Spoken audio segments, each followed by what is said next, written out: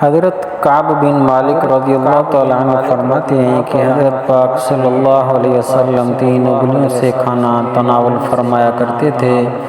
اور بعد میں ان کو چاٹ بھی لیا کرتے تھے۔ حضرت انس بن مالک رضی اللہ تعالیٰ عنہ فرماتے ہیں کہ حضرت پاک صلی اللہ علیہ وسلم کے پاس کچھ کھجوریں لائی گئیں اور میں نے دیکھا کہ آپ وہ کھجوریں کھا رہے تھے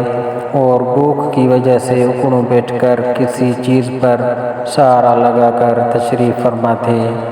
کھانا کھانے کے آداب میں سے ایک ادب یہ بھی ہے کہ کھانا 3 انگلیوں، درمیانی انگلی، انگشت شہادت اور انگوٹھا سے کھایا جائے، کیونکہ ایک انگلی سے کھانا اللہ تعالیٰ کی ناراضگی کا ذریعہ ہے، 2 سے کھانا تکبر اور غرور کی علامت ہے اور 3 سے کھانا سنت ہے، اور 4 یا 5 سے کھانا حرص اور لالچ کی علامت ہے۔ بسا اوقات معدہ پر بوجھ ہو جاتا ہے اور کھانا حلق میں اٹک جاتا ہے، اس لیے سب سے بہتر طریقہ یہ ہے کہ 3 انگلیوں سے کھانا کھایا جائے۔ ہاں اگر کوئی عذر یا ضرورت ہو، مثلاً کھانا ایسا ہو کہ 3 انگلیوں سے کھانے میں مشکل پیش آتی ہو تو کوئی حرج نہیں۔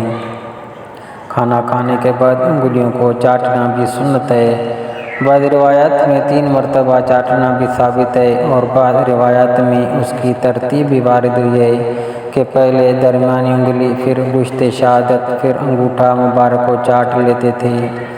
مسلم شریف میں کھانا کھانے کے بعد انگلیاں چاٹنے کی وجہ بھی بیان کی گئی ہے۔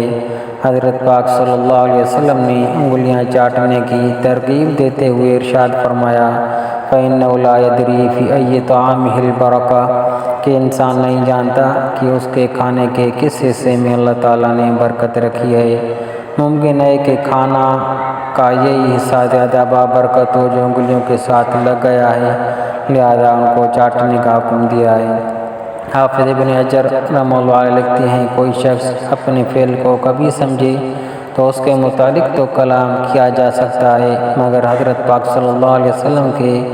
فعل کو ناپسندیدگی کے ساتھ دیکھنے سے کفر کا خطرہ ہے۔ اس لیے اگر کسی کو طبعی طور پر قرات بھی ہو تو عادت ڈالنی چاہیے۔